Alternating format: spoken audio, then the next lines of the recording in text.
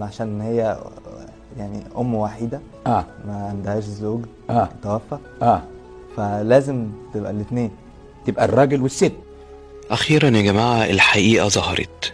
مين هي زوجة الفنان سمير صبري ومين هو ابن الفنان سمير صبري؟ تعالوا نشوف مع بعض. فل الحمد لله. عنده كام سنة وبيتواصل معاك؟ لا بلاش كام سنة دي. حياة الفنانين كلها خفايا وأسرار وحاجات كتيرة بتحصل ما بيكونش حد عارف عنها أي حاجة. طبعا ناس كتيرة اتكلمت وقالت إن الفنانة سماح أنور هي زوجة الفنان سمير صبري والولد اللي حضراتكم شفتوه هو ابنهم.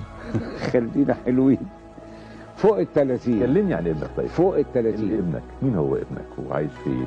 بيتواصل معاك ولا لا؟ عايش في نيوكاسل في انجلترا.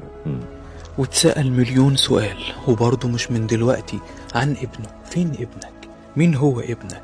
ليه حتى مش لاقيين صورة ليه؟ مين الطفل الصغير اللي كان في الصورة معاك؟ هو ده ابنك؟ طب انت وديته فين؟ راح فين ابنك؟ لحد ما اتكلم وقال ان ابنه موجود في انجلترا وعايش وهو بقى طبيب دلوقتي. طب انت ما بتزوروش؟ طب انت ليه ما بتقولناش اي معلومة عنه؟ محتاجين نعرفه، محتاجين نشوفه مين هو. طب هو ابن الفنانة سماح أنور؟ ممكن يكون هو؟ وليه هي أخفت ابنها لمدة 7 سنين؟ بس حسبي